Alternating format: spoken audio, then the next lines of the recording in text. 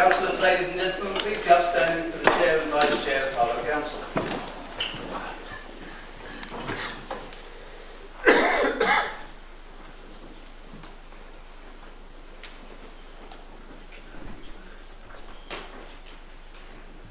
Good evening, everybody. Before we sit down again, we've got a minute's silence. I've asked you to remain standing for John McCree, who died on the 26th of December 2017. John was a council for many years, and he was chair of the council in 1999 to 2000. Also for Harry Talbot, who died 7th of January 2018. Harry was a councillor for 17 years and was chair of the council from 1993.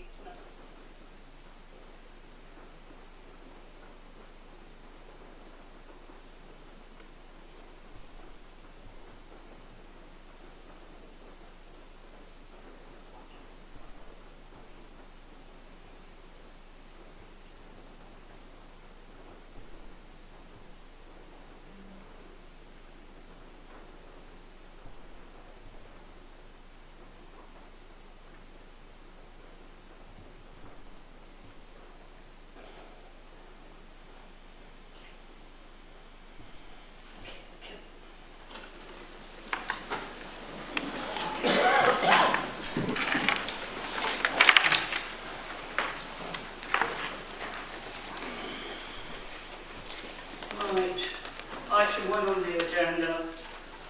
Are there any apologies of absence, please? Councillor Infected and Councillor Harrington. Thank you very much. Councillor Michael. Thank you very much. Okay. Item 2, declarations of interest. Yeah. Yes. I'd like to declare a non-pecuniary interest in items 13D to J, as I received a one-off honorarium for work carried out in 2016 through the mobilisation of HTS in my role as a council-appointed member of the HTS board. Thank you very much. Chair, same as Councillor Carr. Thank you very much. Okay. Thank you, Chair. I'm the trio. Thank you. Okay, thank you very much indeed.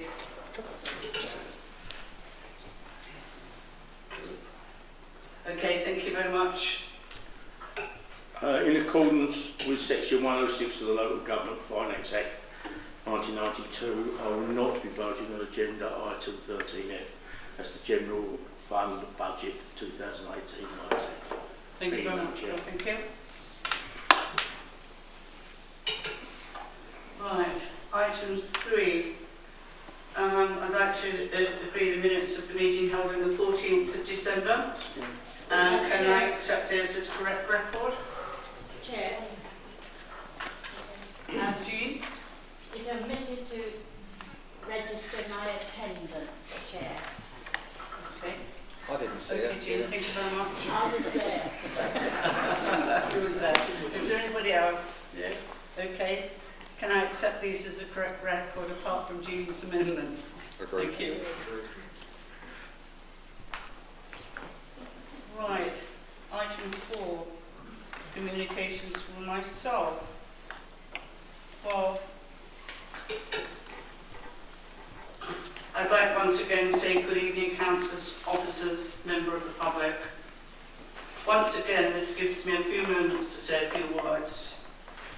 Firstly, I'd like to say there's quite a large agenda this evening, and I'd like to ask that not only are you respectful to me, but also to each other. I should like to thank Maggie for covering for me when I had lung infection and spent time in hospital in December. But since then, and since being well, I have been able to attend some functions this last little while. I went to a meal at Subidwood to a Mexican restaurant, which was different, quite nice. I attended opening the art exhibition downstairs and gave out awards. And I also attended the Holocaust Remembrance Service at the synagogue on Sunday. Moving on, there are quite a few engagements in February and March. I will be overrun with civic dinners, including my own, which is on the 23rd of March, and I hope you will come and support my charities. I have one last chance to show our wonderful sculptures and the Gibbard Garden to our surrounding authorities, which is being set up at the moment. We need to let people know just what we have here in Harlow. Last but not least, I'd also like to wish a happy birthday and pass on our best wishes to a very special person. Donald Leggett Anderson, who is the former chair of Harlow Urban District Council, celebrated his 100th birthday yesterday, on Wednesday the 31st of January. He was a member of the first ever council for the town, serving as a council from 1955 and was chair of the Urban District Council from 1957 to 1958. Donald now lives in Birmingham, close to his family, and we wish him all the best. Right, thank you very much. Okay, now, next item is could I call for nominations for the appointment of leader of the council? Thank you, Chair. I have the pleasure in nominating Councillor Emma Hull. Okay. I will call for any other nominations. Oh, I need a seconder for that, please. I'm seconding. Okay, Jean, thank you very much. I understand we haven't got any other nominations, so can we have agree that Councillor Toll as the new leader of the council? Can I just say a few words, Chair? We're Sorry, I can't hear. Question mark. Okay. Okay, Jean. Yes, well, I'm pleased to second this, Chair.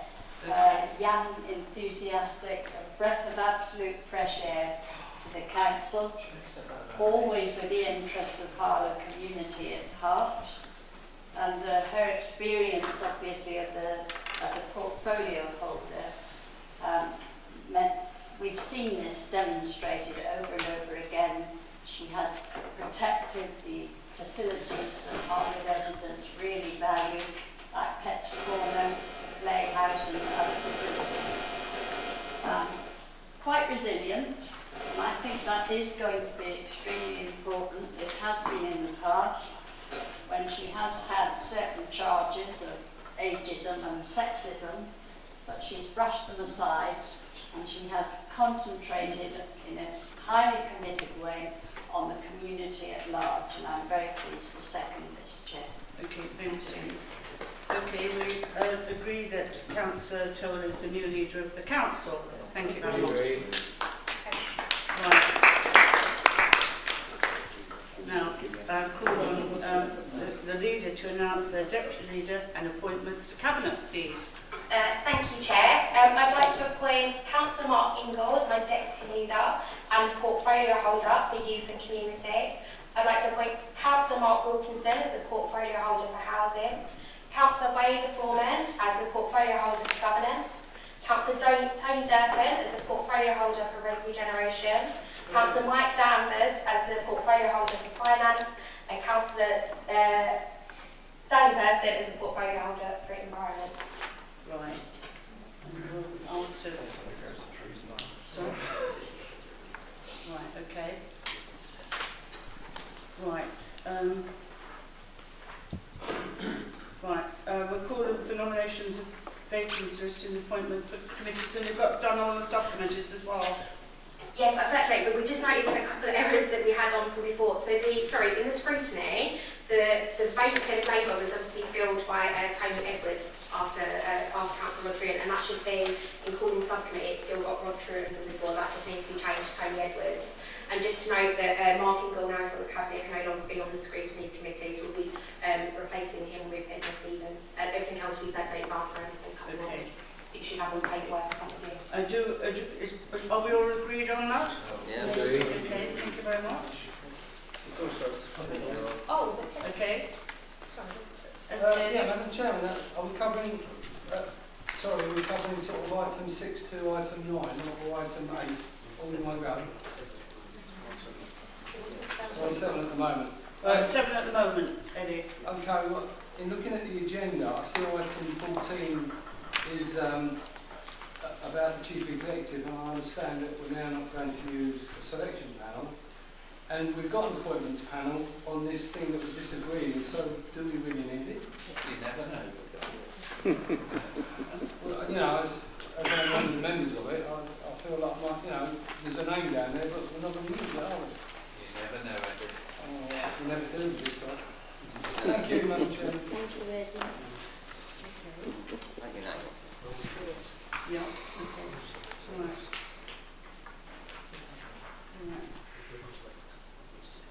Yeah. Right, the chair will call for nominations for appointment to vacant positions on the list of council representative outside bodies. Have we got those? Yeah, we nominate as it has been circulated. Okay, okay, fine, thank you very much. Everybody agree with that? Right. Petitions from the public, there are none. Questions from the public, surprisingly enough, there are none. Questions from councillors, there are none. Motions from councillors. Councillor Purton would like to propose your motion or speak. Yes, thank you, Chair. This motion was written to address the absence of corporate policy on this issue. I am now satisfied that we are moving towards a solution in the shortest possible time, and I'm therefore withdrawing this motion from tonight's agenda. Thank you, Chair. Thank you very much. Yes, I you do agree with it, Councillor Danvers? Yeah. Yes, thank you. Right, item 13. Mic off. References from Cabinet and committees. I'd like to for you to agree to take references on item 13, A to C, on block. Are we agree with that? Agreed. Thank you.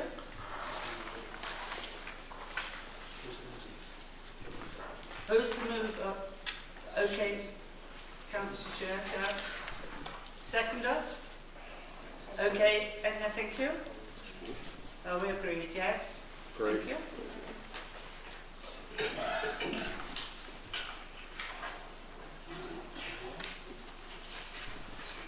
Right, the next item, we're taking, or would like to take item 13, D to J, on block.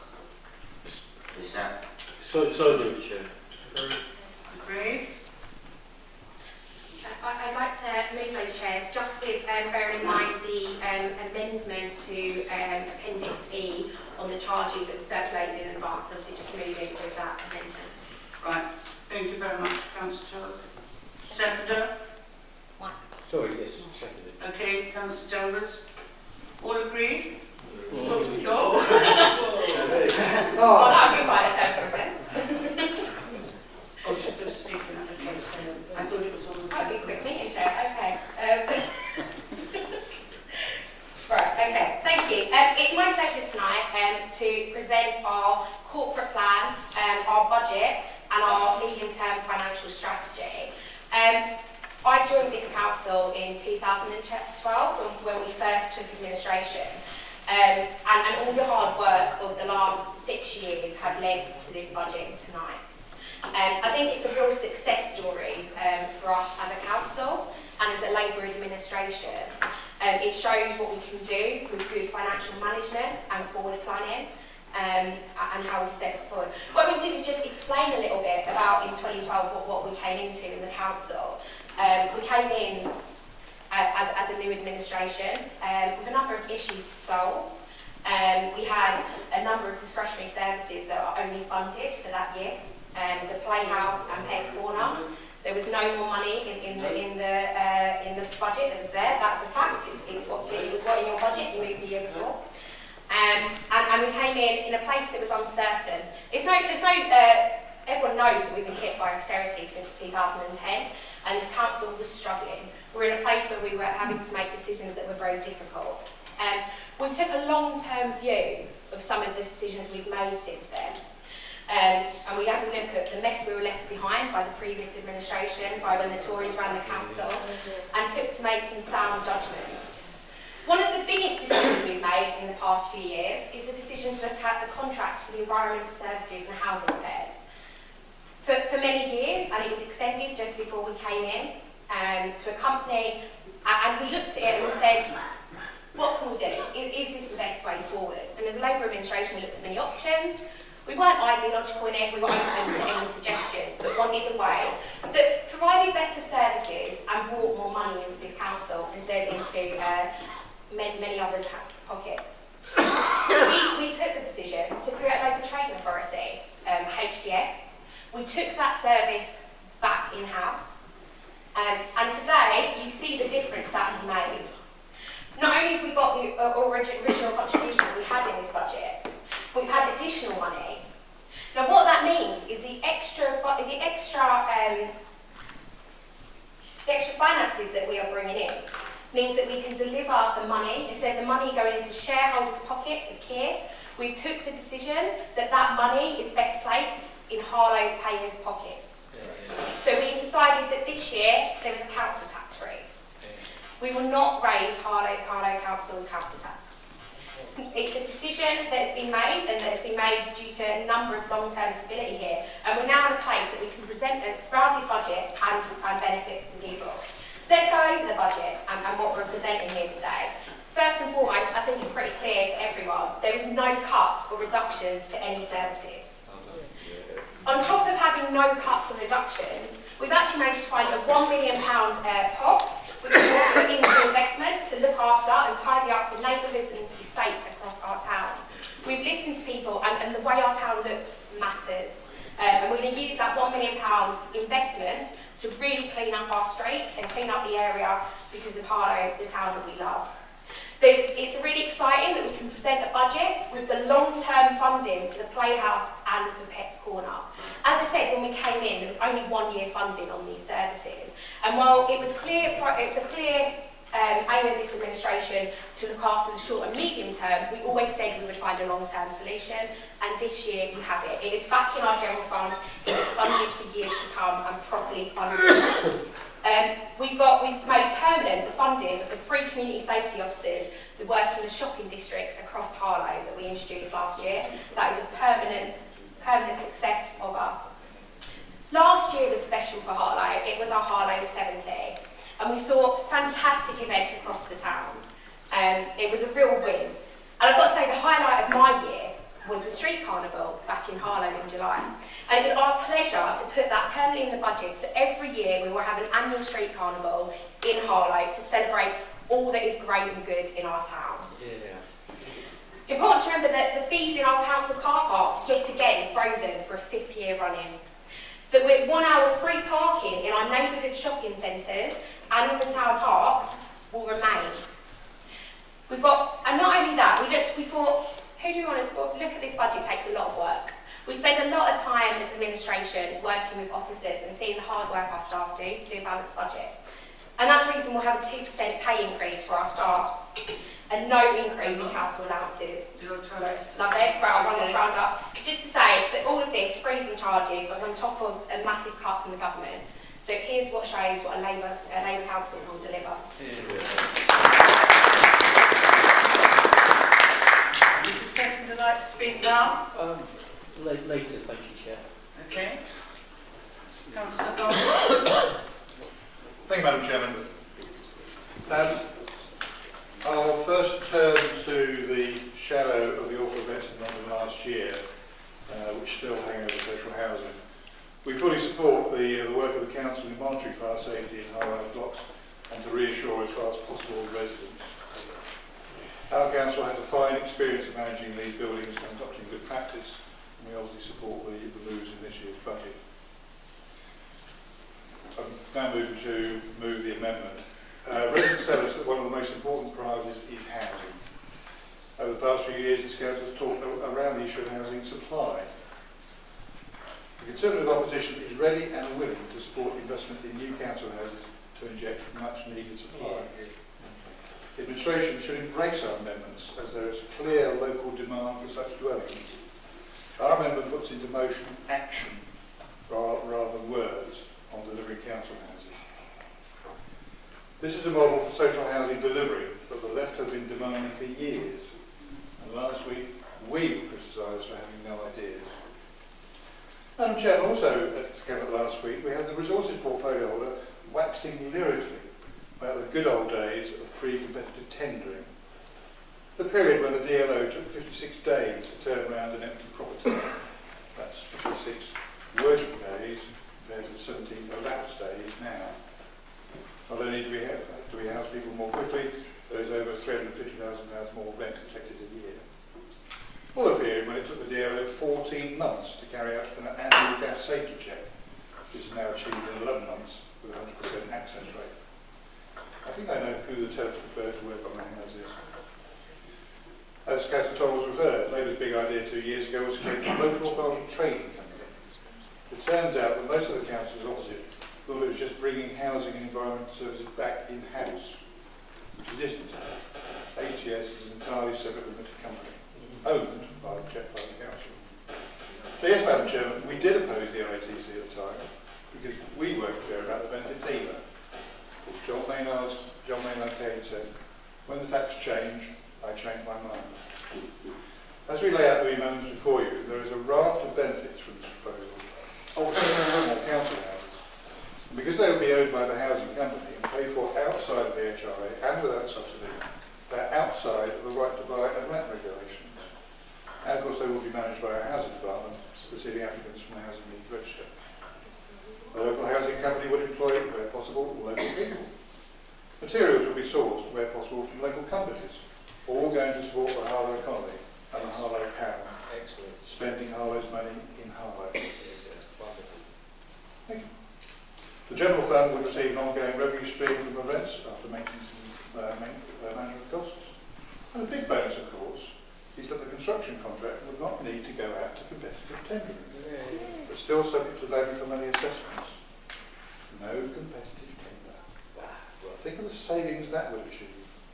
And no sleepless nights for portfolio holders. What is there not to like? The Pathfinder project, which built the last set of council houses, achieved 19 properties for a cost of around £3 million. Building cost inflation has outstripped CPI since then, and the number of properties will vary with the type and size, so we're leaving the actual number vague at this time. They should be built between Old Harlow, Chippingfield House, stick out to the Churchgate Street, section 1069. The proposal tonight will provide the groundwork and experience for the new company to go on and build the accommodation we need so badly. Allied to the housing company, the HCS group will also establish an employment company to recruit and retain staff for both itself and the council. Being so close to London, there is strong competition to recruit good people. We also take this opportunity to propose an HCS facilities management company for the Civic Centre and Mount Rush. This will involve the transfer of staff, but as we've seen already with Kia and HCS, they can be reassured about the process. They also provide the basis for running these services in other buildings, such as the new one the council is building in the enterprise zone.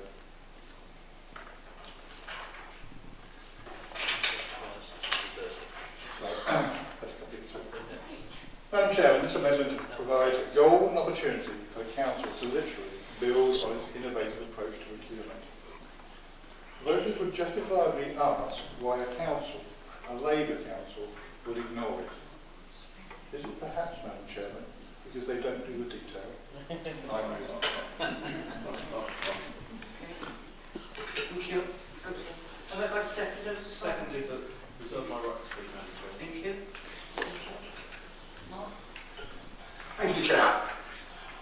In speaking to the amendment, and I'll speak to the motion later, but only speaking to the amendment at the moment, I think the first thing to recognise is that the official opposition tonight do not want to make a single penny change to our general fund, do not want to make a single word change to our general fund. So I congratulate them. They obviously recognise that the right group to run Harlow taxpayers' money and run the accounts for this town are actually the Labour. I congratulate them for recognising that. Turning to the amendment, which centres around housing and one or two other issues, on first reading the amendment the other day, I wasn't sure whether to laugh or phone the police to report a hijacking. It's amazing their sudden conversion to council housing in this town. It's amazing that, and I will speak later when I speak to the General Fund about actually their government's view on council housing. It is not what is normally portrayed. If they would have cared to look at the corporate plan, which is in front of everyone tonight, in front of the town for voting on, you'll quite clearly see that there's some words in there what this group, this administration feels about council housing, which is more housing available in Harlow with a wider choice of housing types of all tenures, which are affordable, social rented and council housing. The financial constraints upon councils as a result of the changed government policy has continued to pose pressure over future council house building plans. Equally, there is a growing understanding of the need to provide more housing of all tenures. The council, this administration, has an ambition to build new homes and has the beginnings of a programme to do so.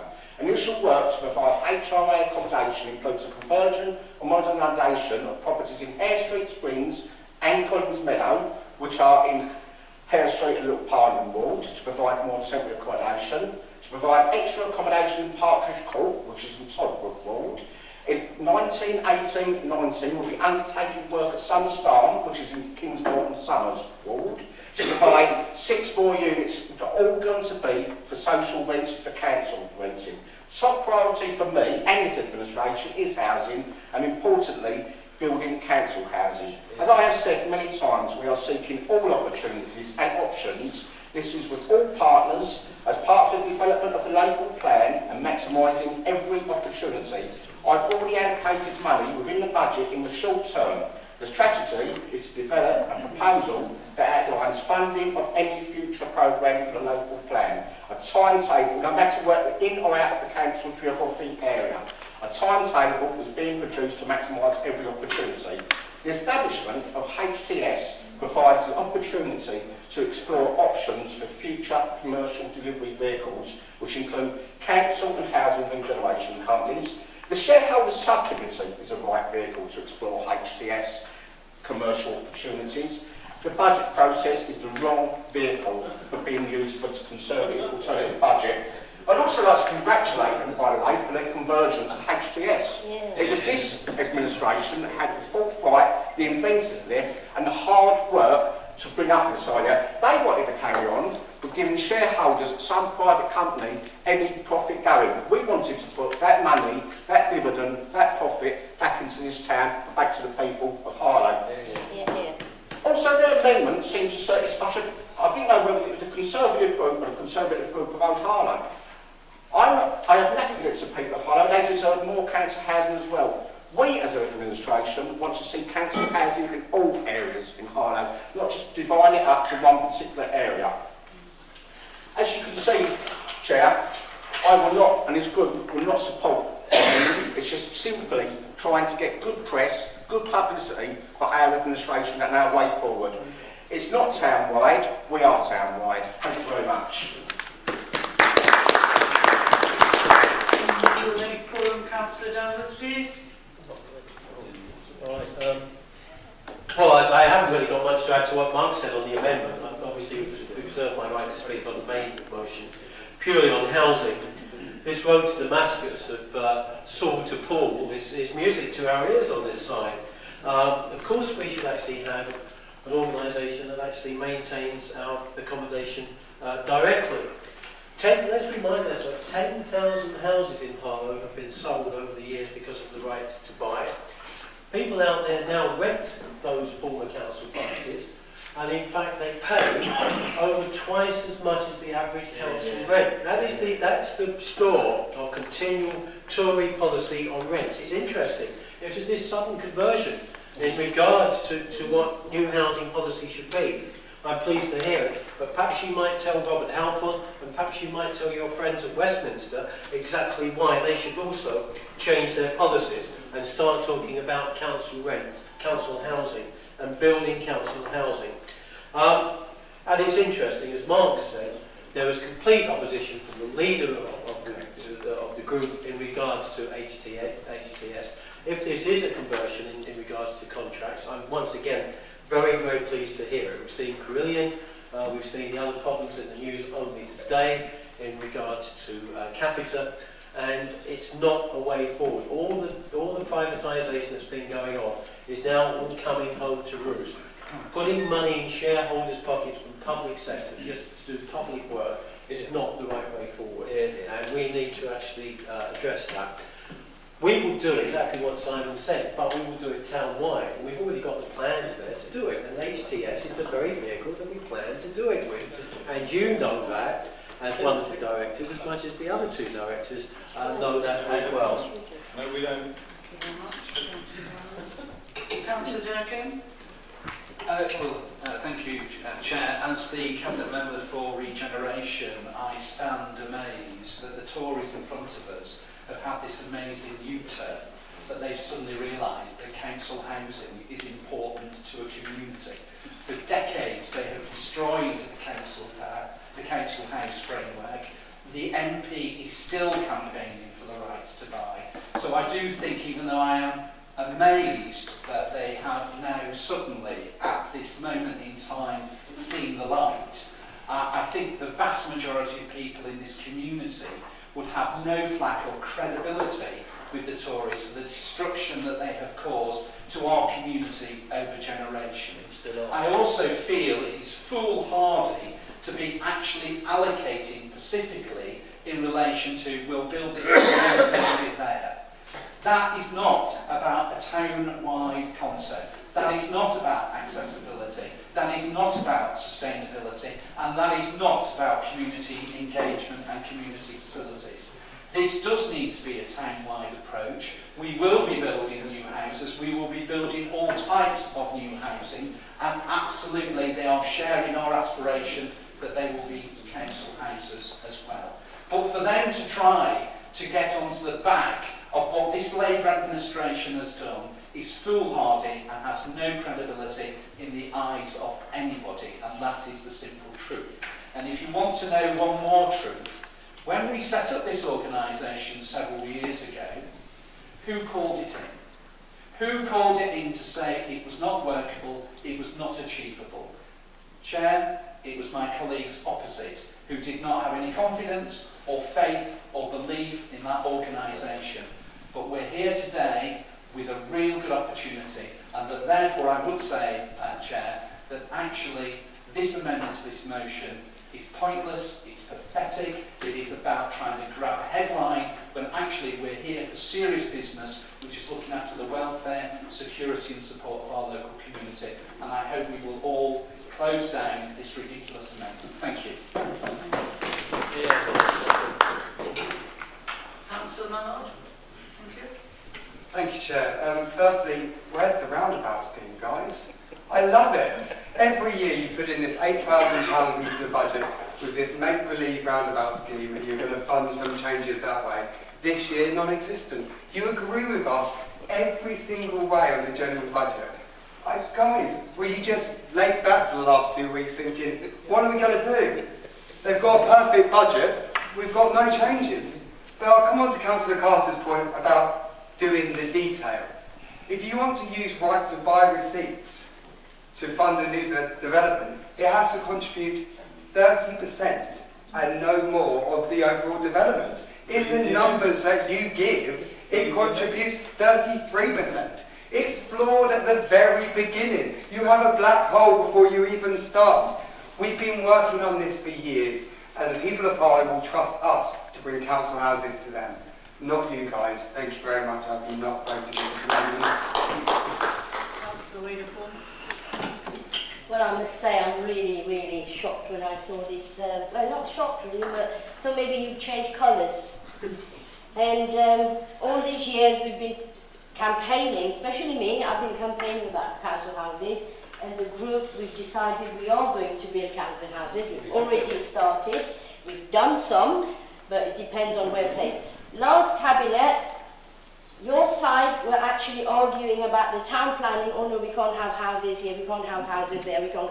So if you want to build council houses, you need to agree where it get built. We know what we're going to do. And Councillor Carter, I remember 2012, I was with Defend Council Housing when they were outside lobbying us for council houses. You actually asked me the question, why do we need more council houses? So now you've actually converted. Well done for converting, or should I say reverting. And so I'm not going to support this because we're already doing it, so there's no point. You couldn't find any problem in our budget, that's why you had to bring something that we already got. So you have to put in and have a big splash on your Harlow. Thank you.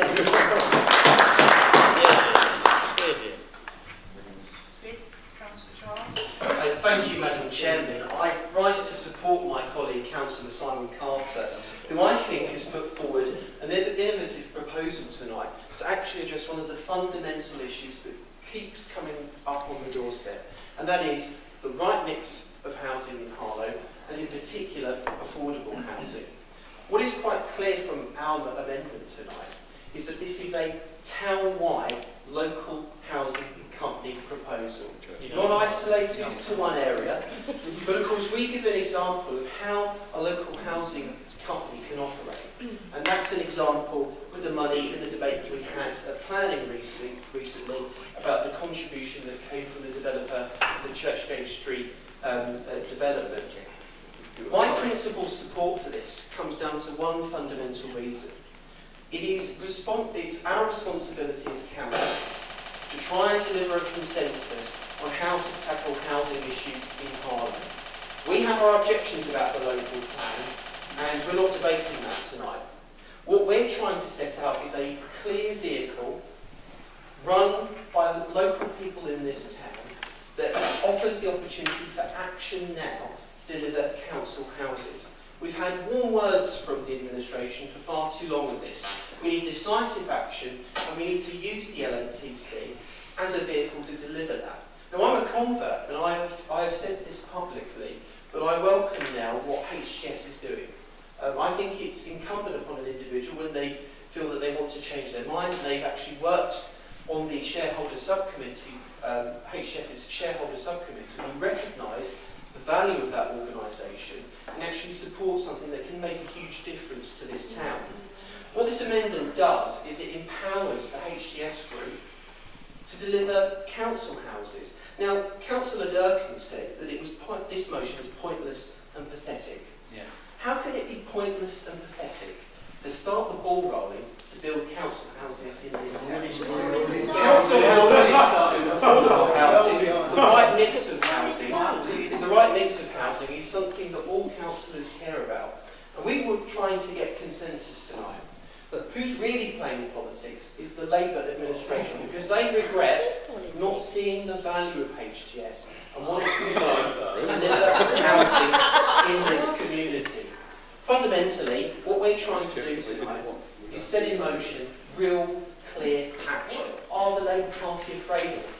What are they afraid of in terms of building council houses? Why don't they join the party, get involved, and actually see the value of HGS in driving council house development forward?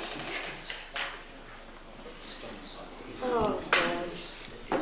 Councillor, please.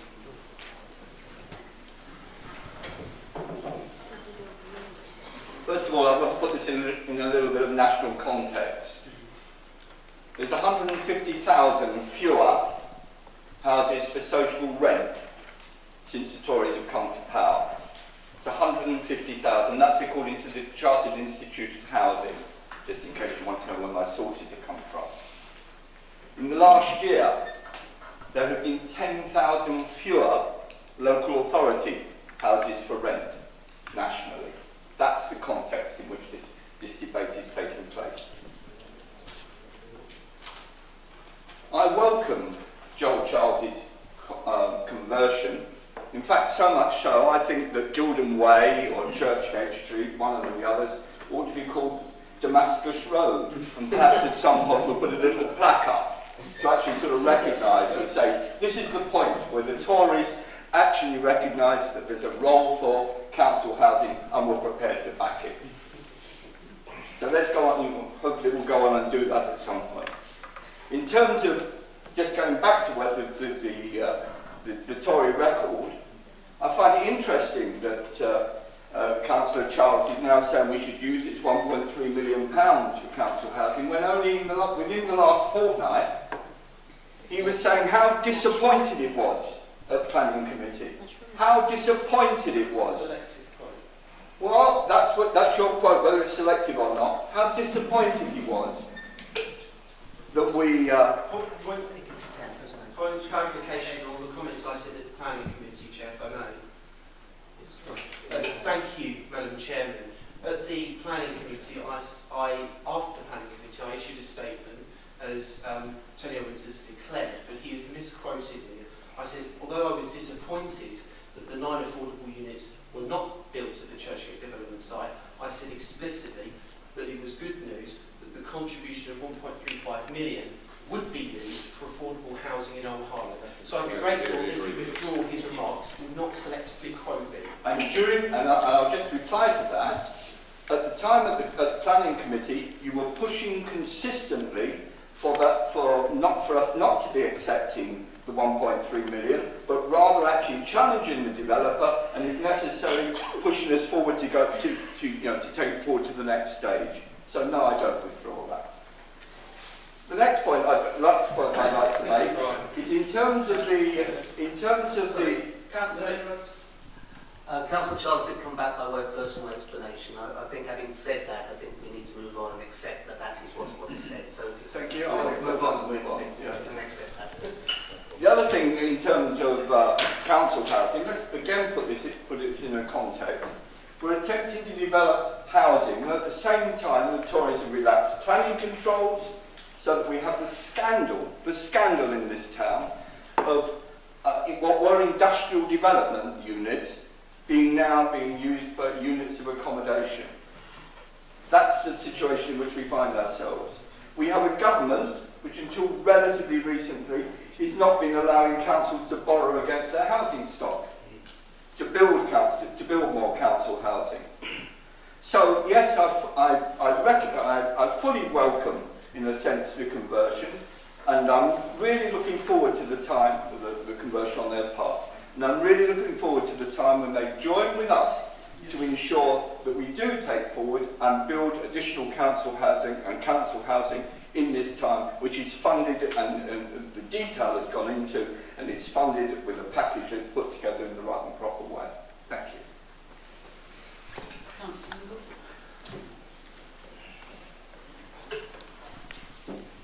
Thank you, Chair.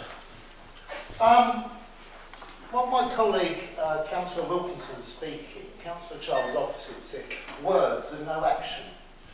I'd like to just expand a little bit on the action of the Tories in government and the effect it's had on council housing. And I'll go back a little bit further, perhaps, than Tony Edwards. Because in 1979, 42%, this is important, in 1979, 42% of all Britons lived in council homes. 42%. Margaret Thatcher and the Tories came to power, introduced right to buy, selling off council houses at discount prices, and then prevented councils from using the revenue produced by those sales to build new housing stock. Exactly, yeah. Today, the results are that the proportions of Britons living in council housing is just under 8%, and Councillor Russell Perrin thinks that's funny. David Cameron's Conservative government has made matters worse. Right to Buy 2 is simply exacerbating the problem. The decimation of council stock can be laid squarely at the door of the Conservative Party. They justified these wanton acts by pretending they would bring about a property-owning democracy. And as a homeowner myself, I have no problem at all in facilitating home ownership. Yet, the Tories' own figures show that 40% of right-to-buy properties are now owned by landlords, let out to tenants at exorbitant rents, frequently on insecure tenancies, and often without proper maintenance. We welcome the U-turn from the Conservatives opposite with their Damascene conversion to the benefits of supporting councils, building council houses and protecting those houses from right to buy. Unfortunately, their proposal, limited as it is to one area, Old Harlow, lacks ambition. And so while I'm still a firm supporter of council housing, and will look at the Conservative proposal for Chippingfield with interest, although there are clearly major problems with it, I'll be voting against this amendment. Conservative councillors will no doubt look forward to Labour developing something far more ambitious for all of Harlow in the coming year. Presumably, when we've done so, we can count on their newfound support for council housing. Thank you.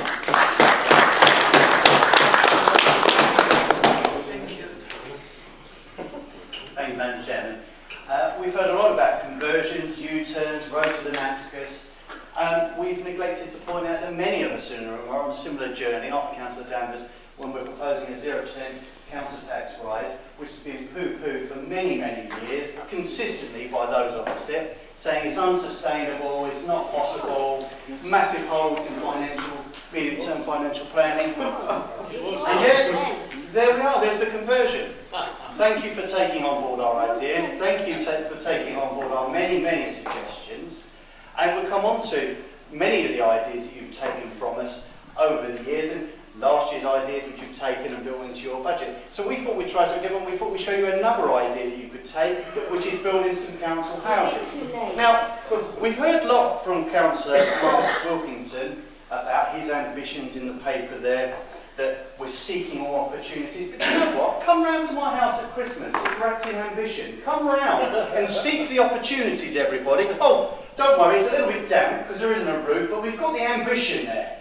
Don't worry, everyone. Go to the spare bedroom. Oh, no, it's all right. It's got opportunity. There'll be opportunities for an extra spare bedroom for you to stay in. Don't worry, Councillor Wilkinson has got in a nice little document tucked away on some shelf somewhere in his office that'll keep us warm this year. No. We need more than ambition. We need more than to seek opportunities. Yes, you have been able to build some council housing, and we've heard the Tories are the bad boys and we don't build council. Well, it's the restructuring of council financing that has allowed you to borrow, which has allowed you to build those council houses. This administration. Without a Conservative government, you wouldn't have had the framework or the structure to continue to build council housing. And what we're saying to you is here is an opportunity to build even more, town-wide, using the HTS funds. And not only that, it will generate an income which will go into the general fund. But you choose not to because you say, no, we're not going to do that because it's a Conservative amendment. We're not going to accept that. We'll accept your council tax proposals from the past 8 years. We'll accept many of your good ideas for the budget. I wonder what ideas you've got for next year because you're going to have to come up with them yourself. Which is roundabout scheme. Yeah, exactly. That's why you bring our idea back. So we hear more about the contradictions and the foibles of their budget and their thinking as we go through the night. But I support Councillor Carter in his amendment. I support him in his ambition, which is costed and set out, and it's a real plan and not just warm words on a page. Thank you.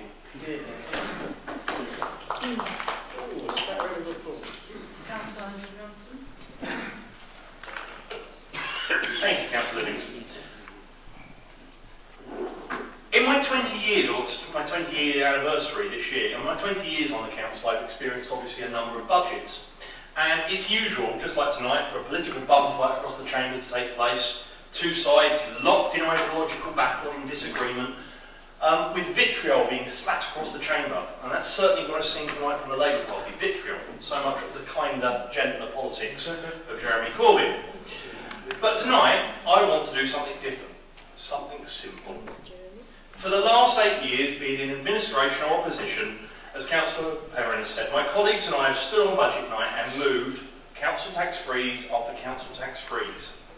For 8 years, the members opposite have told us it's not possible, despite us repeatedly proving that it is. For 8 years, the members opposite have been telling us it's unsustainable, despite all the evidence to the contrary that my budget teams have revealed. So tonight I have something simple to say to the members opposite. Thank you for finally listening to us. Thank you for signing up to the Harlow Conservative view that the council doesn't need to keep inflating council tax year after year. It's great to have your support for our long-standing policy of council tax freezes. So in the words of Sam Seaborn in The West Wing, let's forget the fact that you're coming a little late to the party and celebrate the fact that you showed up at all. Year after year, my group have moved opposition budgets that have been laughed at, criticised and vilified, just like tonight. And yet, time and time again, we've seen those elements of those budgets crop up in future years. We've seen our items parroted back to us the following year. So tonight, whilst welcoming your adoption of our council tax freeze, we're going to limit the chance you have to recycle our budget. But we still want to make a very important point, that the council, whoever's in charge, needs to think big, to think outside the box to solve problems facing our community. That's something I'm always pleased to say my group has been able to do and is highlighted by our Amendment 9.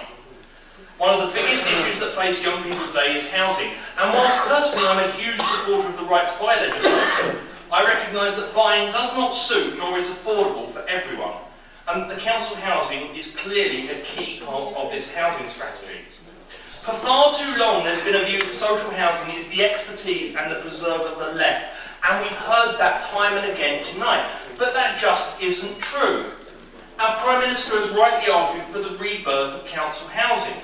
Indeed, our local MP, Robert Halfon, just this week with his parliamentary colleagues, made housing one of the 3 key government objectives that the government need to focus on in his article for the Sun newspaper. Why is he still We've heard some facts, so I want to give you some facts.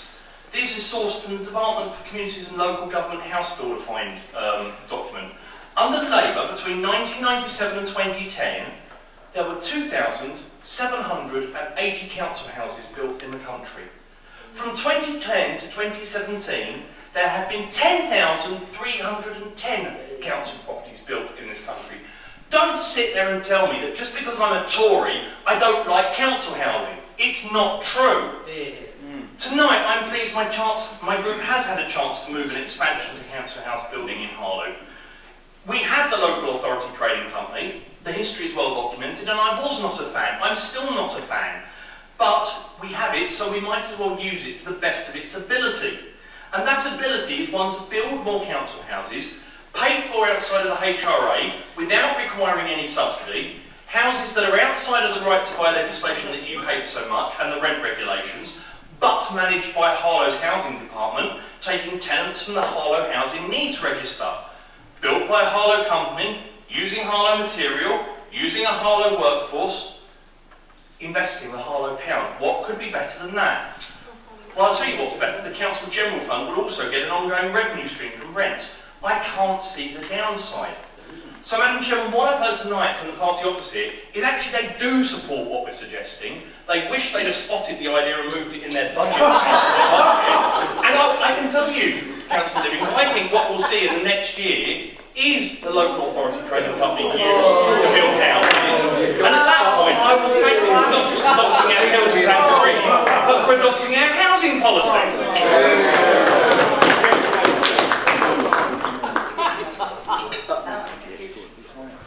Okay. I've got to say, when I saw the proposals yesterday, I thought I'd misread. I thought I'd actually read some conversations and some email chains we've actually had with this council, we've had with our partners, about using a local authority trading company to do housing. From months and confidential conversations, I can't imagine how our partners could have got confidential information that may have been shared to them through a company that we work with. And I really hope that no breaches have been made in confidentiality, because that would be a very serious issue to look at. It's just a minute. Yes, it is. But I am happy to move forward and take the benefit of the doubt. No, that's... Why is the other director not... Sorry, you go through the chair, don't you? Isn't that the etiquette? I think we need to move on from that. I don't think that is just... It's a lie to accuse emails of him. I'm assuming Councillor Tony weren't alleging anything particular. I would answer. I don't know how opposition opposition Well, hold yeah, of well, plans sorry, go on. that this administration Yeah. has. And I would take that, I would Close take that the benefit down. of the doubt. Don't Take the go. benefit of the doubt. I've had it. So I think it would be useful if Councillor Toll, one, moved on, and two, not withdrew, but the comments have made, and that's, leave it there. I mean, I think you need to be careful what you say here. Right, can we make it crystal clear that we would not, and we have never been privy to any commercially sensitive information about this. We are deciding on our own independently, and to make any inferences, I have to say to the leader, she is not she doesn't have parliamentary privilege or anything to safeguard on that. She must withdraw that comment because it's completely wrong. Sorry, Chair, can I just ask who is actually chairing this meeting? I thought it was your good self who was chairing it. Why is the opposition allowed to take control over these meetings when our new leader is actually making a valid point? We will take direction from you and not from them. Right, carry on. Right, look, I'm happy to discuss council housing building, and I think we need to look at the vehicles we've got to use that. It's something we've done a number of work, and which we do plan to bring forward in the year ahead. I'm happy to work with the opposition with this and move forward. What I would say is that several parts of the documents are flawed. The site that's identified is no longer available for development. As my colleagues pointed out, the figures don't quite work. The government guidance is quite clear. You cannot have more than 30% of the right to buy receipts into it, and it's 33% within the arrangements. So look, I'm happy for them to be part of the conversation and to move this forward, but we won't be accepting this tonight. We will be looking forward in the year ahead at how we build more council houses. We've built the first in a generation, and we're desperate to build more. Now, we know that the receipts from Old Harlow he didn't want to use, and we've made a commitment as council to use them within the 2 years and look at Old Harlow. But it is across the town. This isn't just a budget for Old Harlow, and it's important to look at this delivery vehicle across the town. So I will extend an olive branch, and I will open up these conversations and say, let's work together to do this. But we're not going to agree this tonight in these proposals. Come and sit and work through and talk to us. Because it is an idea we've looked at, it is an idea we've done a hell of a lot of work on, and we're happy to move this forward. Right. Could we now please vote on the amendment? All those in favour?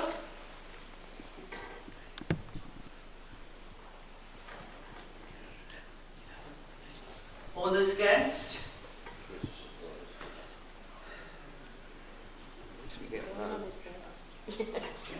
And are there any abstentions? Okay, thank you very much. The amendment's lost. Now can we please vote on the... No. We now go back to the main motion, and members can discuss that as they wish. Okay.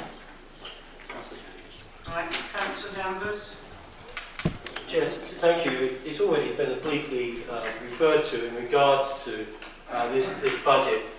What the opposition need to establish is where £300,000 from HCS would come from to balance this budget, because they didn't agree with that. They still wanted the shareholders from Kier to be a benefit. And more, what they've got to explain is where would the £600,000 that this authority would have been like if we'd actually had a council tax freeze of year after year after year. I've actually said that at the cabinet meeting, and Councillor Perring said we don't have to answer questions. So it's just a question, I suppose. We've been robbed in this town, basically, by actually going down the path of contractors.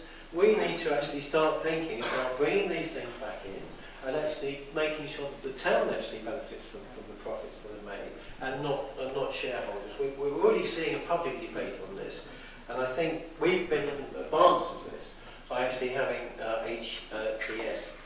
One last thing I'd say, the other thing that the Tories used to do when they were in power to balance the budget was freeze staff pay. They used to say, staff doing a tremendous job, sorry, freezing pay. 1 year, doing a tremendous job, by the way, we're cutting your pay. And that was how they were able to actually finance being able to reduce council tax. Not only have we consistently put up staff pay, chairperson, since we've been in power, We've acknowledged, and it's not enough, but we've acknowledged the pressures that people are under, and we're actually putting it up by 2% this year. The council tax is one-off. It's a thank you to the people of Harlow who've actually paid in.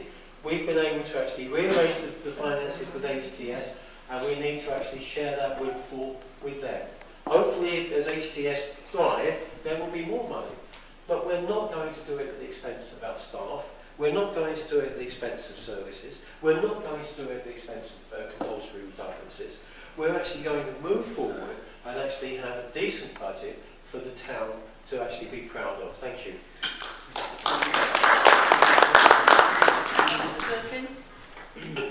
Thank you, Chair. Again, as the Cabinet Member for Regeneration, I think the first thing we would all support are grateful thanks to all the officers and all the staff for all the efforts and help they have been able to provide all of us collectively to be able to put these issues in. I think it's also appropriate as a Cabinet Member for me to thank former leaders and current leaders for all their efforts and support that they have provided and the challenges that they have put to me as a Cabinet Member to look at what we're doing and why we're doing it. It was a very open and transparent process, and I'm grateful for that. The main message is zero tax increase. Essex County Council, controlled by the Conservatives, 5%. People cannot afford all this to be taken out, and that therefore it's right, it's prudent, and the time is right to enable us to put this 0% in. And that is a very strong message to the community of Harlow that we have their best interests at heart over these particular issues. As the lead said, for the 5 years, no increase in car parking, which is so essential for our local shops and our local communities to do business and growth. And if you actually look at our hatches and areas, most of them are busy, they're active, and there is a large increase in footfall. But we can't stop by just saying car parking. And again, this budget recognises that and allows us, for the first time in a number of years, to put real investment into the hatches to make them a real lively place for local people and to bring the community together. When you're out on the streets and when you're out canvassing and when you're out talking, but more importantly as councillors, when you are looking, you do see that there is a desperate need for us to start cleaning up our estates and our areas.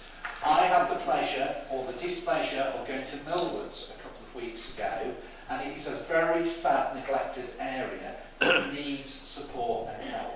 And some of this can be easily done by putting teams of people in there to freshen up. It may well be that we might need to wash walls down or something, but it's simply not good enough that our local community are walking and living past these things every day and every night without us being able to do something constructive and helpful to those local communities. And because of the budget and the way that it's being formulated, this allows us, for the first time, to get really active, really involved, and to make those differences. It's absolutely wonderful that we've also been able to bring the playhouse back into house. Because I was there a few weeks ago, and what the management team there and what the staff have done has really been a silent revolution over the activities there, and we should applaud them and we should thank them, and I believe under our leadership we are showing that commitment to them, that we actually believe in them, and that is why we're investing in the future. So this budget is about aspiration, but it's also about challenge. This budget shouldn't just be about building new, but it should be about renewal. And it should be about looking after our community to make sure that they feel safe, they feel secure, so that when we do start having to bring new housing on board, it feels like it works together, rather than we're just dropping in new houses, as our colleagues opposite had said in their amendments. So I welcome this budget. I think it's great news for Harlow. It shows that Harlow is working. As the Cabinet Member for Regeneration and Enterprise, it sends out a clear message that Harlow is open to business, but also this Labour administration is open to new investment, new opportunity to make Harlow the greatest place it possibly can. So I welcome and support this motion tonight. Thank you.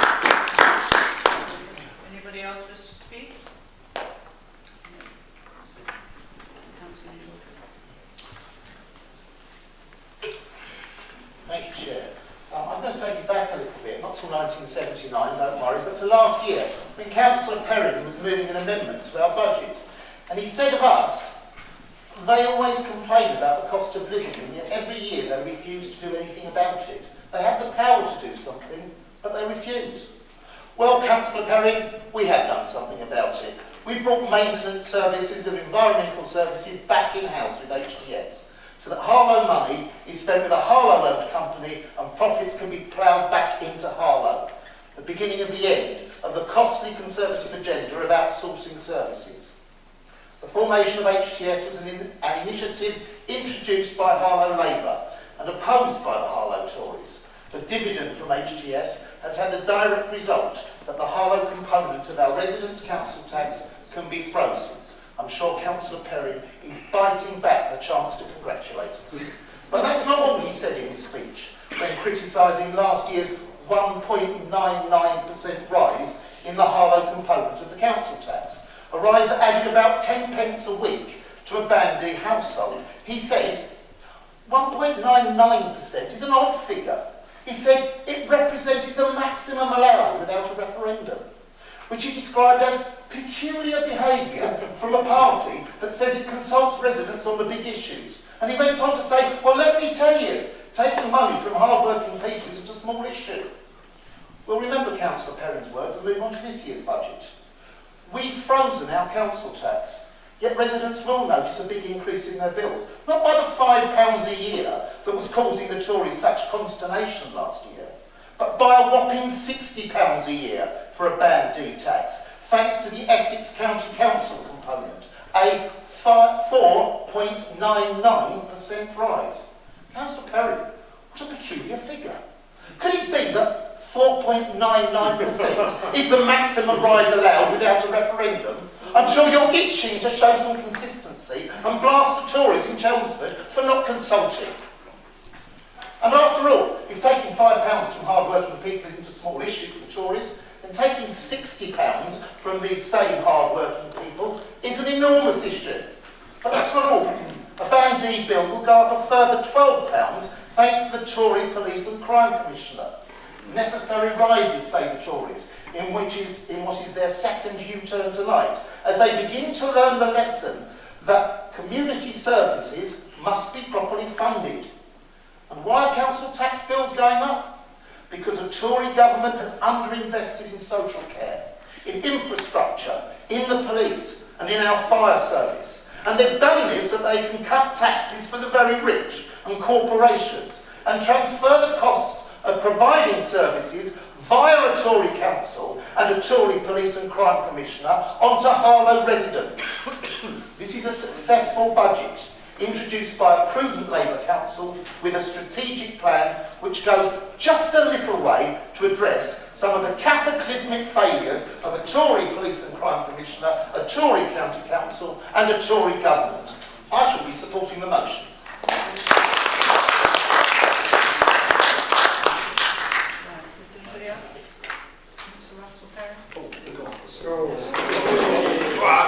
Well, I'm glad to see, Madam Chairman, I'm finally worthy of quotes. Yeah. And, I must have done something worth saying to have my words thrown back at me.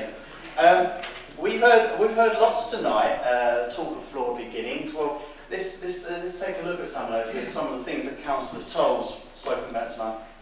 I've never heard so many contradictions in one person's statement. She accused us of when we were in administration of only funding the playhouse for 1 year. We funded it from the general fund, and the general fund only lasts for 1 year. That's the budget.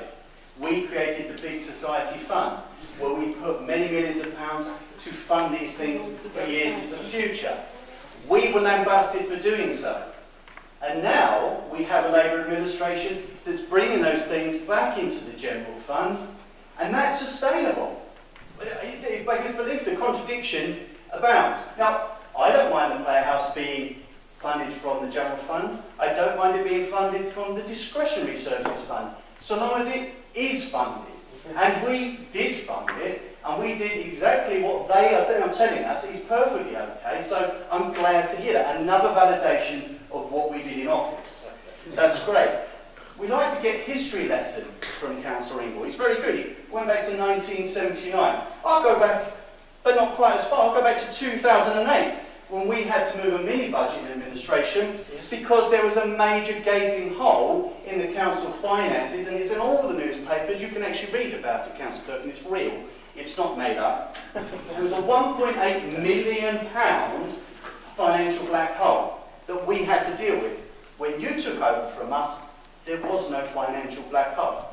You talk of austerity. We had one of the biggest crashes in modern history to deal with, and we were still able to deliver frontline services, maintain services, improve services, and deliver that 0% council tax freeze that residents needed desperately at that time. We got no support from the opposition, as they were then and now the administration, on any of this. We've heard lots about the things that they do different to us. Well, many of the past budgets that we've put, they've taken many of our ideas. I'll give you a few. They boasted tonight about the free car parking, that they're going to continue to give the first free hour of car parking. They were going to abolish it. It was in their budget. It was in their budget. They voted on it. I launched a campaign along with my Conservative colleagues to reinstate the free hour of parking because we knew local residents and local businesses wanted it. A number of months in, we got the U-turn. We got the U-turn, they reinstated it, and now they parade that as if it's some kind of victory. They've taken back office efficiencies and savings that we've suggested in the past. Reprographics is one of them. Many surface areas, we put forward proposals, they've taken them. But let's talk about the investments that we've also proposed that they make. We've talked about celebration events that have not appeared in budgets and they've appeared midway through the year. We've talked about commemorating the war dead in the past with no reference in their budgets to it. It's appeared later on in the year. The Playhouse, we've heard much play about the Playhouse. It was when they were in administration they actually shut it. They talk about us running it down. It stayed open the whole time we was there. So do not lecture me on sustainability. Do not lecture me on improving finance. We showed you how to do it. I'm glad you listened. And now I'm glad to hear a 0% council tax rise. No, you won't get any argument from me on that one. It would just be nice to hear a little bit of consistency and to know that you are actually following a guiding principle and you're not stumbling across these things as they happen to happen. Madam Chairman, we've heard lots from the Labour administration tonight. We've heard lots of them running us down. And you're right. The job of an opposition is to ask the questions. It's your job to answer because you have the power to change things. You talk about what Exeter County Council do. I'm elected to represent the people of Harlow, as is everyone else here. Yeah? I'm elected to represent and put forward the case for the people of Harlow. And the people of Harlow...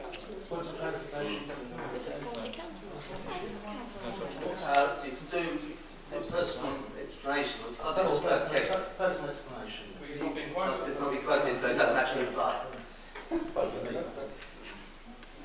Yeah? Okay, sorry. He's getting used to his new job, that's what you're saying.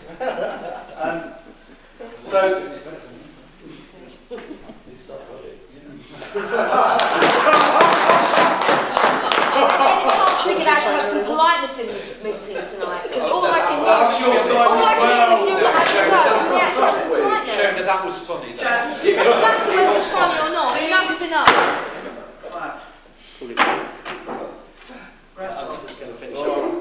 Your 5 minutes is up.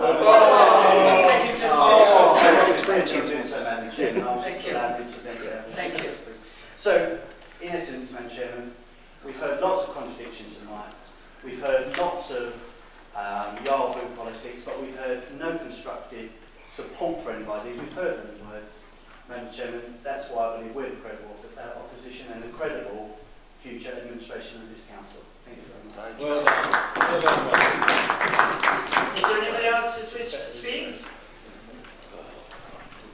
Okay, Councillor. Thank you, Chair. I was only going to rise to speak about the housing side and the capital funds that were in front of us tonight, not so much about the general fund and the budget that's in front of us tonight. because obviously everyone in this room agrees it's a fantastic budget. You didn't leave any opposition to it or any amendments to it. But before I speak about housing, I just will take one statement that Councillor Perrin made, and that is about the famous 2008 black hole. And he's correct, it was all over the papers. It was all over the papers because you put it all over the papers. It's quite ironic that it was in the paper, but the Audit Commission in 2008 couldn't find this black hole. So it's quite amusing, that to me. Returning to the housing and capital housing documents we have in front of us tonight, I think it would be remiss of me not to go into one or two elements of it. I think one was back to the really sad events in Kensington last June and the Greenfield fire. A very sad day for all of us. We've had to this year in our capital programme, working alongside Councillor Danvers and the finance team, the housing team, we've actually put £2.8 million aside because we want, once the not one but two inquiries come into place sometime this year, it's clear that we're going to have to, there's going to be some very clear directions of us to go. Now it is quite clear as well that the 14 town blocks within this town are inherently safe, and I welcome all the work that we've done on that in the last 12 months, which has actually been recognised on national TV. But what does sadden me on an event like this is that the Conservative government are going to put all these issues on us, are going to put all these things we've got to do. Sprinklers have been mentioned, I believe, but they're not going to give us any money towards it. What is clearly being said at the moment is that any implications of the Greenfield inquiries, local authorities will have to fund that. That is wrong. It is not right for governments to impose issues on local authorities and then expect the local authorities to find the money. So we've had to put £2.8 million aside to deal with any possibility of the Greenfield outcome. Homelessness Reduction Act, which will have to come out. None of us in this chamber, and I mean this honestly, none of us in this chamber would think that doing something to improve the situation nationally and in Harlow about homelessness is the wrong thing to do. It's obviously the right thing to do. We've been ranked, Harlow was ranked 36 by a recent shelter survey of having the worst homelessness issue around. And I welcome any government trying to do more, not only about the homelessness, but actually to prevent homelessness. But again, this is going to be the same issue of any Greenfield inquiry. The government in April this year are going to enforce the Homelessness Reduction Act on all local authorities, and guess who's got to foot the bill? We've got to foot the bill, which is inherently wrong and should never happen. I've also, as I said earlier in our debate about the Conservative amendment, which was only about housing, I have allocated money for building council housing, and this administration has a proud history of building council housing. My predecessor, Councillor Truan, under his guidance, we built the first council housing in this town for 30 years in Mark Ward, something we're very, very proud of. If we look at the history, and we've all been given history lessons tonight, let's look at 2008 to 2012. Ill-fated Conservative administration. How many council houses did they build on new converts to council housing, by the way? None. How many plans did they put in action to build council housing? None. And Councillor Andrew Johnson, leading the opposition tonight, has finally admitted that it's taken 8 years for Robert Halfon to recognise we need council housing, which I find quite amusing in some ways. We are about action, not words, Councillor Charles. This tonight has proven that we have a capital programme that will move forward, be resilient for this town, be robust for this town, and will move forward to build council housing.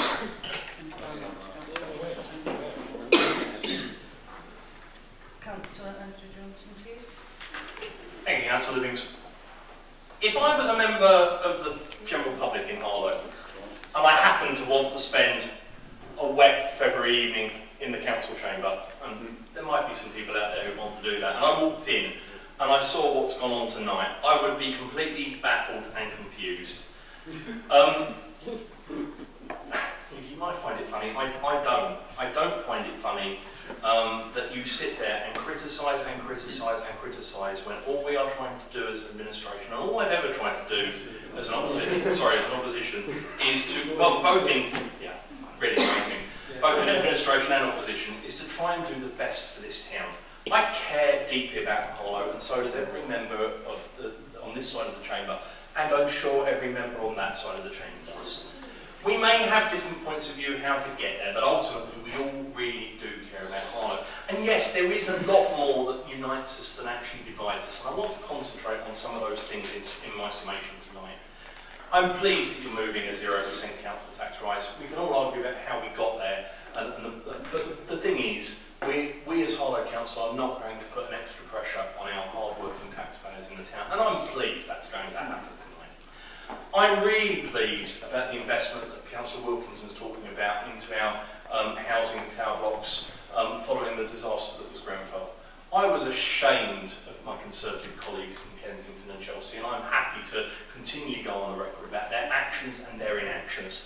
I was very proud when the One Show held Harlow Council up as a beacon of how tower blocks should be managed.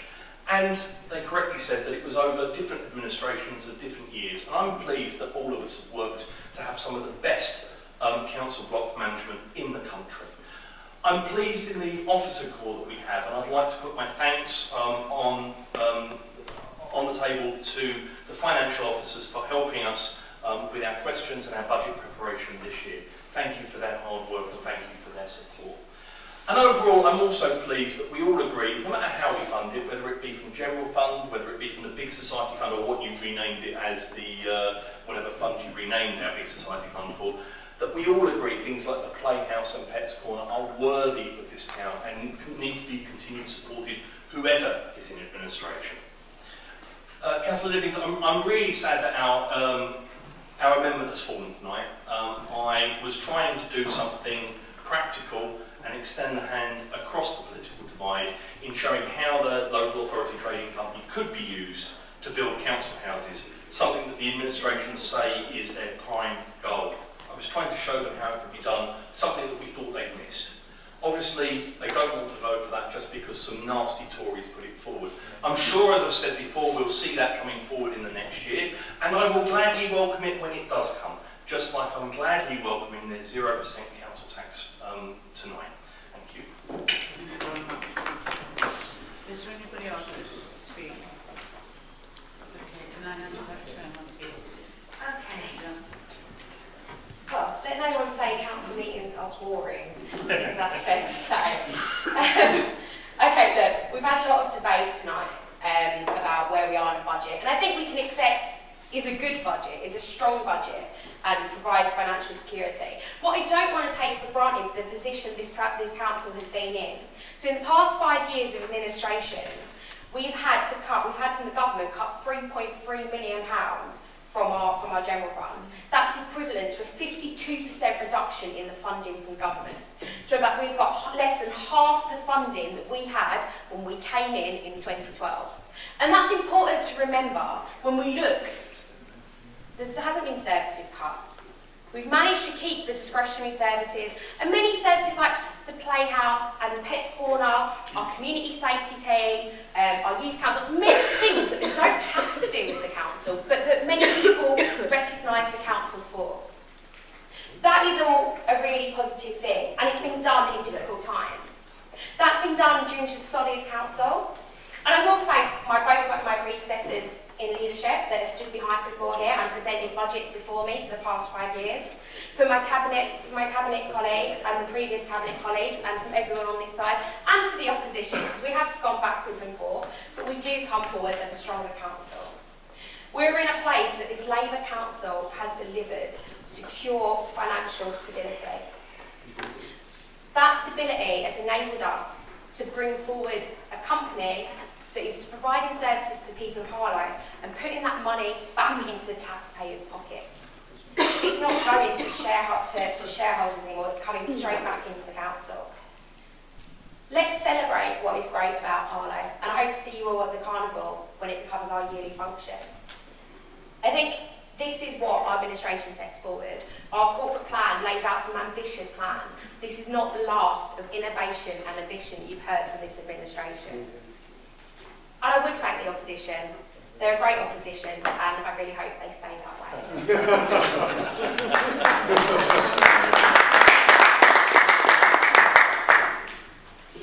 Okay, at this point in time, we need to have a named vote on the situation, so I'm going to hand over to Mr. Rees.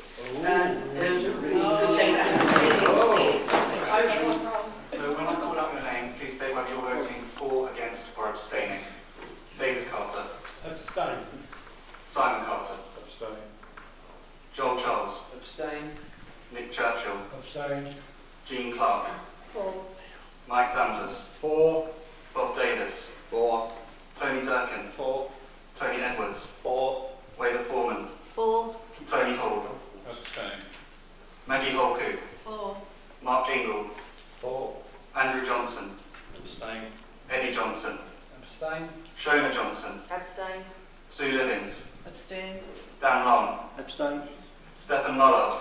For. Russell Perrin. Abstain. Danny Purton. For. Lainey Shears. For. Clive Souter. Abstain. John Strachan.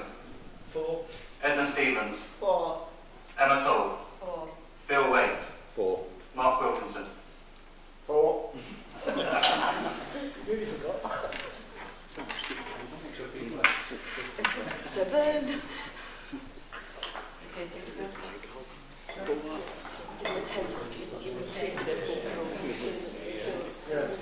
There's 16 votes in favour and 12 abstentions, and therefore the motion is carried.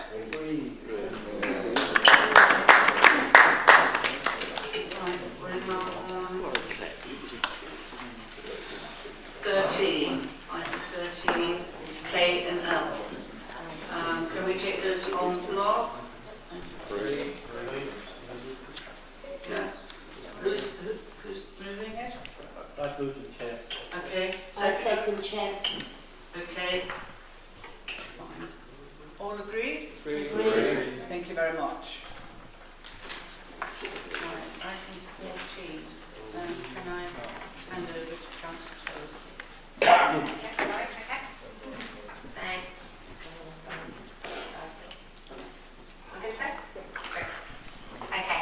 Thank you, Chair. This council last year took a decision that we were going to change our management structure. That we were going to take 2 posts and make it into one head pay service. We knew that this would be a challenge, and we knew that it opened opportunities for this council. We did go out and recruit, and unfortunately we weren't successful in recruiting for what we were looking for a head of paid service. And we thank the members who took part in that recruitment. Since then, we've appointed an interim managing director. In that period, Brian Keane has proved himself to show stable leadership to this council, to go and talk to our partners and lead on exciting projects, such as a new hospital, looking at expanding and what we do in our enterprise zone, the attraction of Public Health England to this town, and many exciting projects that we're working in partnership. But the head of paid service is important in the council. The council is unlike most organisations where there is a co-leadership model between the administration, the leader, and the officers and the senior management team. And who's at that helm is important.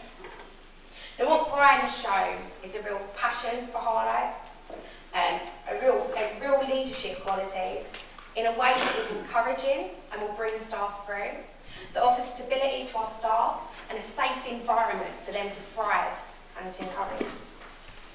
And for those reasons, Chair, tonight, I'm really, really happy to nominate for Brian Keane to take over as our permanent head of paid staff, as our managing director. I think this is a really exciting move. I think it isn't good for any of us to be in an interim phase for very long, that we need a permanent fixture. I'm really excited about what this means to us for going forward. I'm really excited to see what Brian brings to this town. Brian's been in local government since 1977, and he joined us in 2013, and since then he's demonstrated to all of us what he can do. And since we lost our officers last year, he showed really what maybe some of us hadn't seen before in a real leadership quality. For that reason, this administration will be moving to appoint Brian King tonight as our managing director. Come up with a positive way forward to recruit the managing director. His principal position and the administration's position at that time was that they would go out to recruitment. Now we're on record as saying, as an opposition, that we had reservations about the managing director role and the amalgamation of the chief executive post and the chief operating officer. And we made those objections clear at a previous full council. But we moved on with the process, and the recruitment of a new managing director at that time began, and Councillor Eddie Johnson actually sat on the first appointments panel to select the managing director. And what we saw there was a number of candidates. A preferred candidate was chosen, but they actually turned down the role in the end. And we were left in a difficult position, I know. But John Klempner came to the opposition groups and said, look, we need to find a way forward constructively, because it's within everyone's interest in this council that the senior staff work with all councillors, irrespective of political colour. And he agreed, and we agreed with him, that on that basis, Brian King would rightly be appointed interim managing director. And in the statement that went out by Harlow Council, they also said that they were commencing immediately the external recruitment process. Now let's be quite clear tonight. Brian is a consummate professional and he's a well-liked senior officer. This isn't a personal issue tonight. What we're discussing is a point of principle over process. Now, when it comes to recruiting any number of staff, I think anyone in this council or in the outside world would expect an individual to go through the full scrutiny of a recruitment process. They apply for a job with other candidates. They go through a screening process. They may be shortlisted. They may have to make a presentation. They may have to have a round of interviews. And that's what's at stake tonight. I think it's incumbent on this council to set a principle, whether you're the highest paid member of staff in this council or the lowest paid member of staff in this council. There is always a process, a formal process for recruitment. That's my concern tonight. I hope that we can have a constructive debate going forward. But at this moment in time, I cannot support the process that has been laid out tonight by the administration.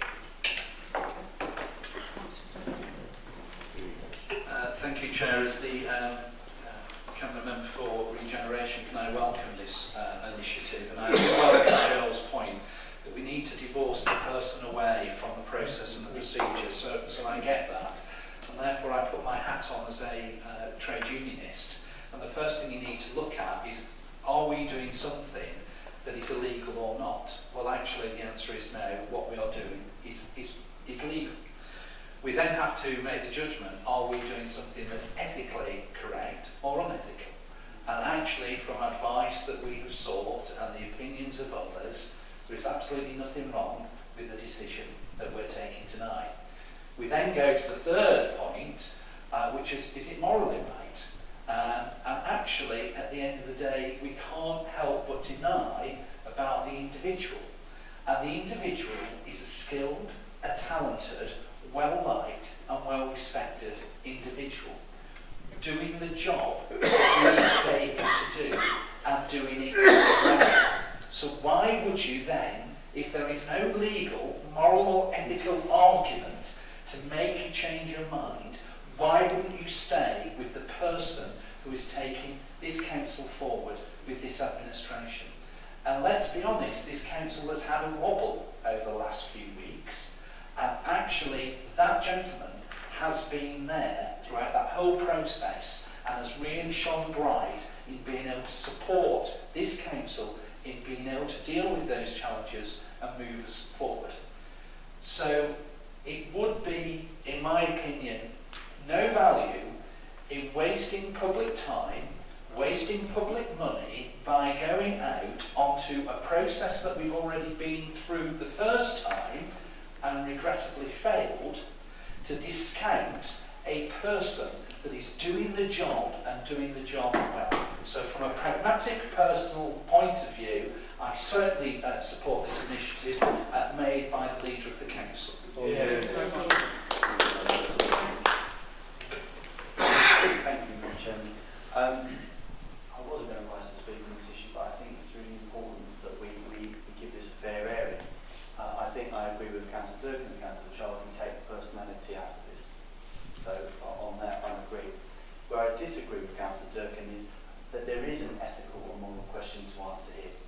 What message do we send to people on the low run, the middle run in this organisation? You can get a job, the highest paid job in this council, and you don't have to go through a recruitment process for that. Now, if Brian is as talented and as committed as we have heard tonight, then he will have no problem in that recruitment process. But that is what he must go through, and that is what any candidate for the top job of this organisation must go through, because that person will be the highest paid person in this council, and they are responsible for a large number of people overseeing a large amount of public money. And therefore, it is ethically right and morally right that that person is open to scrutiny of a recruitment panel. We've heard tonight that the appointments panel is essentially defunct, because that is what that appointments panel is primarily there to address. There is political balance, diversity across that panel. It is incumbent upon us to make sure that any new leader of this council is open to the full scrutiny of a recruitment process. And I cannot reiterate that enough. We would not accept this in any other form of public life, and yet we do here tonight. And I really do urge the administration to think hold fast on this and really think again. There will be no face lost if they think and go back and say, right, this is the most highest paid person in the council, they should be subject to an interview. Does anybody else wish to speak?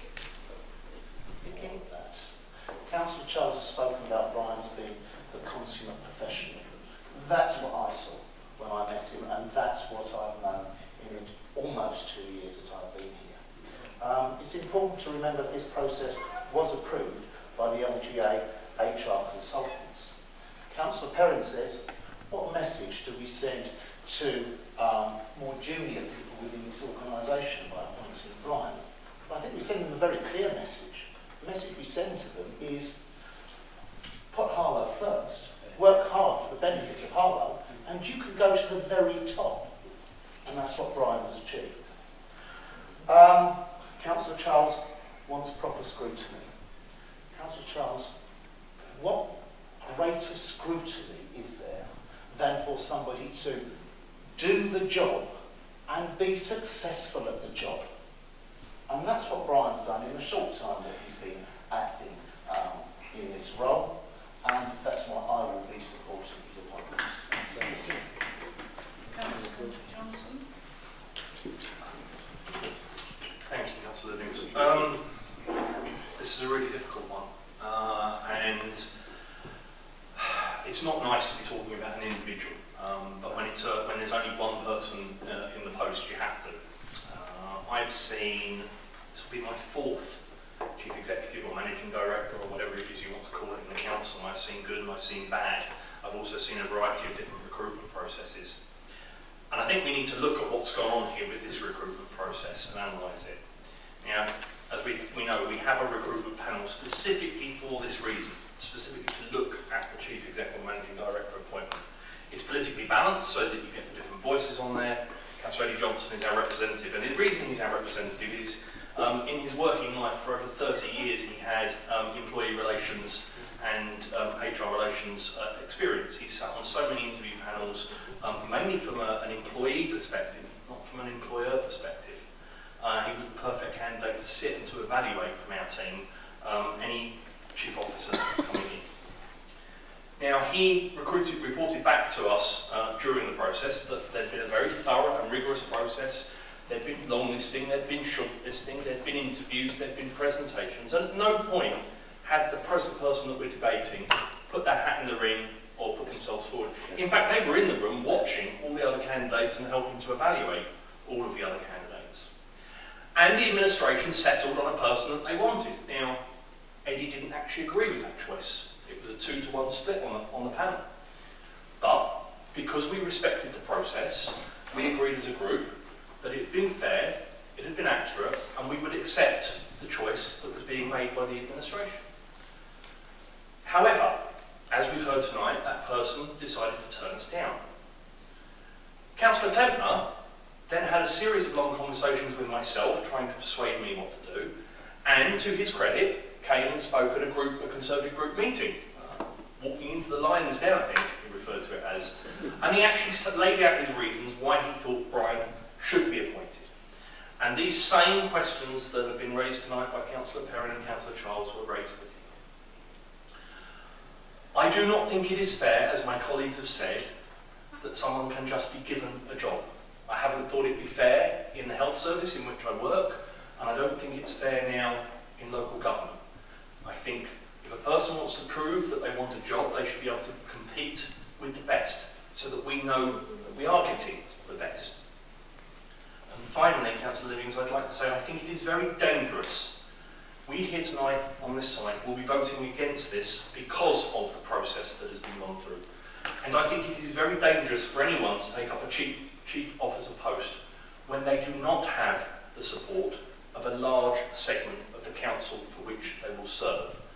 And whilst it is within the administration's gift, because they have the votes tonight, as they clearly demonstrated, they may wish to vote for this person to take the post, I would encourage this person to think twice before accepting something that does not have the full support of this council.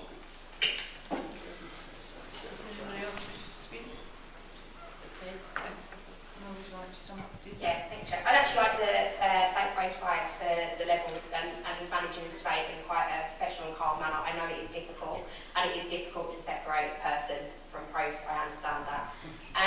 What I would say is that since last year, when we haven't had a chief exec or a head of pay service in the council, I have listened to stakeholders, and we have listened to other people say that there are concerns about this. We have appointed Brian as interim and sent him out to me, and he's very good. He's got the high respect of many of our colleagues in Essex and throughout, and a lot of the partnerships we do. And I've listened to what they've said about, well, is he going to be here next time? Is it taken that seriously? We are serious about this town. I do believe we went through a process. And I think, we took a lot of advice. Yeah, the local government association worked with us in terms of consultants to say, what was right and what wasn't. And one of the options we looked at next stage was of a headhunting process. It wouldn't have been the same. And then we looked at that, whether what we would do and what processes. There's different ways of recruiting a head of paid service. It is an unusual job. It's appointed by all of us as councillors, and they get debated here in public and now voted on in public. So it's an unusual level of scrutiny. And it's a special individual who can deal with that level of scrutiny in their day job with the charisma and charm that Brian does. I would say that we've gone above board to make sure that this is the right process. We took a lot of advice from the Local Government Association, who, to be fair, when we met to talk before Christmas as an appointments panel, said directly to us that they weren't sure that any applicants would meet what we were looking for as well as what we had in-house and what we were dealing with now. What we were looking for was someone special that could do the leadership, the passion and caring for Harlow, for the best of Harlow people. We believe Brian is that right choice. We believe we've gone through the process. We believe we've done the right thing. We've consulted HR consultants and the Local Government Association, who are completely satisfied with the process that we're doing and completely satisfied to vote for us tonight. And that is why this administration will be voting to appoint Brian King as our head of paid service.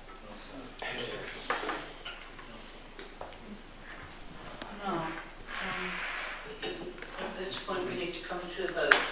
Well, what are we doing the name votes? But there's no requirement for a name vote. No, okay. So, all those in favour, please. Jane, I was going to vote for you. Okay. All those against? Any abstentions? Okay.